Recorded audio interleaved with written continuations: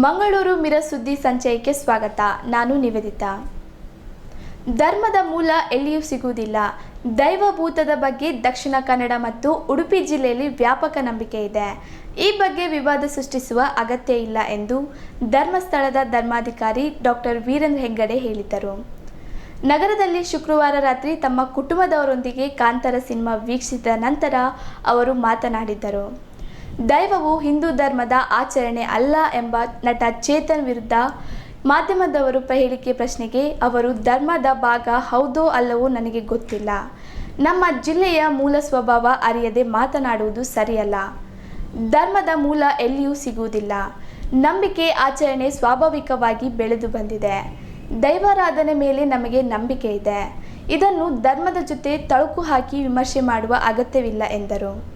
Kantara cinema ಬಗ್ಗೆ ಅವರು ಮೆಚ್ಚುಗೆ ವ್ಯಕ್ತಪಡಿಸಿ ಸಿನಿಮಾ ತಂಡವನ್ನು ಅಭಿನಂದಿಸಿದರು.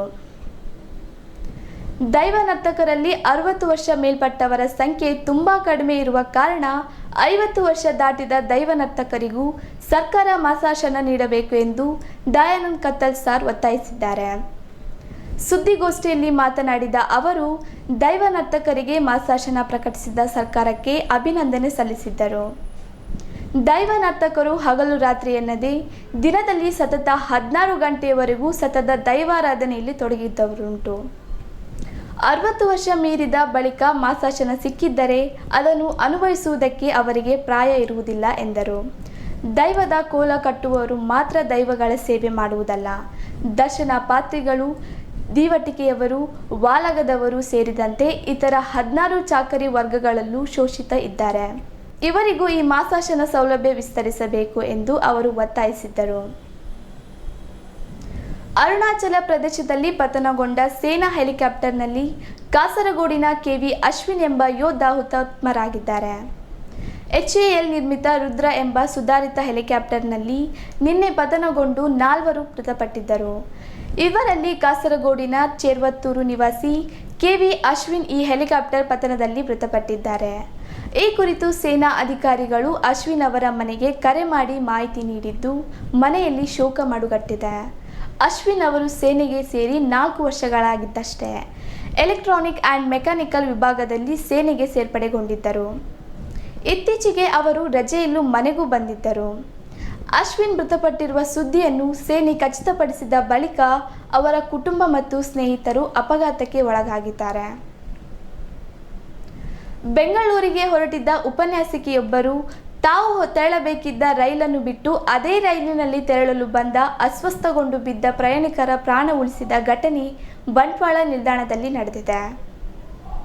ಅವರಿಬ್ಬರು ಕಾಕತಾಳೀಯವಾಗಿ ಮತ್ತೆ ಆಸ್ಪತ್ರೆಯಲ್ಲಿ ಮುಖಾಮುಖಿಯಾಗಿ ವೈದ್ಯರಿಂದ ಪ್ರಶಂಸಾ ಪತ್ರ ಪಡೆದು ಎಲ್ಲರ ಮೆಚ್ಚುಗೆಗೆ ಪಾತ್ರರಾಗಿದ್ದಾರೆ.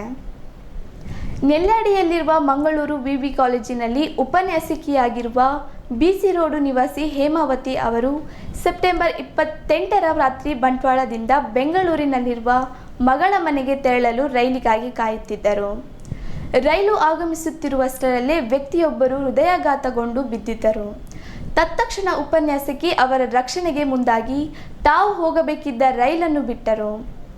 ವ್ಯಕ್ತಿಯ ರಕ್ಷಣೆಗೆ ಬರುವಂತೆ ಇತರ ಪ್ರಯಾಣಿಕರಲ್ಲಿ ವಿನಂತಿಸಿದ್ದರೂ ಯಾರೂ ಬರಲಿಲ್ಲ. ರಿಕ್ಷಾ ಮೂಲಕ ಆ ವ್ಯಕ್ತಿಯನ್ನು BC ರೋಡಿನ ಆಸ್ಪತ್ರೆಗೆ ಕರೆತಂದು ಪ್ರಥಮ ಚಿಕಿತ್ಸೆ ಕೊಡಿಸಿದ್ದರು. ಬಳಿಕ ಆ ವ್ಯಕ್ತಿಯನ್ನು ಹೆಚ್ಚಿನ ಚಿಕಿತ್ಸೆಗಾಗಿ ಮಂಗಳೂರಿಗೆ ಸಾಗಿಸಲಾಯಿತು. ಮರುದಿನ ಬೆಳಗ್ಗೆ ಮಂಗಳೂರಿನ KMC ಆಸ್ಪತ್ರೆಯಲ್ಲಿ ದಾಖಲಾಗಿದ್ದ ಆ ವ್ಯಕ್ತಿಯ ಆರೋಗ್ಯ ವಿಚಾರಿಸಿ ಬಸ್ಸಿನಲ್ಲಿ ಬೆಂಗಳೂರಿಗೆ ತೆರಳಿದ್ದರು. ಈ ವಿಚಾರ ಇಲ್ಲಿಯೇ ಮುಕ್ತಾಯಗೊಂಡು ಹೆಚ್ಚು ಸುದ್ದಿಯಾಗಿರಲಿಲ್ಲ. ಆದರೆ ಅಕ್ಟೋಬರ್ 17ರಂದು ಹೇಮಾವತಿ ಅವರು ತಮ್ಮ ತಾಯಿಯನ್ನು ಕರೆದುಕೊಂಡು ಮಂಗಳೂರು KMC ಆಸ್ಪತ್ರೆಗೆ ಡಾಕ್ಟರ್ ಪದ್ಮನಾಭ್ ಕಾಮತ್ ಅವರ ಬಳಿಗೆ ಬಂದಿದ್ದರು. ಅದೇ ಸಮಯದಲ್ಲಿ ಅಂದು ತನ್ನಿಂದ ರಕ್ಷಿಸಲ್ಪಟ್ಟ ವ್ಯಕ್ತಿಯು ಚೇತರಿಸಿಕೊಂಡು ವೈದ್ಯರ ಬಳಿಗೆ ಬಂದಿದ್ದರು. ಆ ವ್ಯಕ್ತಿಯು ಡಾಕ್ಟರ್ ಕಾಮತ್ ಅವರ ಬಳಿ ತನ್ನನ್ನು ಕಾಪಾಡಿದ ಮಹಾನ್ ತಾಯಿ ಇವರೇ ಎಂದು ವೈದ್ಯರಿಗೆ ಪರಿಚಯಿಸಿದ್ದರು. ತತ್ಕ್ಷಣ ಡಾಕ್ಟರ್ ಕಾಮತ್ ಅವರು ಉಪನ್ಯಾಸಕಿಯ ಮಾನವೀಯತೆಯ ಕಾರ್ಯವನ್ನು ಮೆಚ್ಚಿ ಅವರಿಗೆ ಪ್ರಶಂಸಾ ಪತ್ರ ನೀಡಿ ಗೌರವಿಸಿದ್ದರು. ಹೆಚ್ಚಿನ ಸುದ್ದಿ ಮನರಂಜನೆಗಾಗಿ ಮ್ಯಾಂಗ್ಳೂರ್ ಮಿರರ್ ಚಾನೆಲ್ಗೆ ಸಬ್ಸ್ಕ್ರೈಬ್ ಮಾಡಿ. Thank you.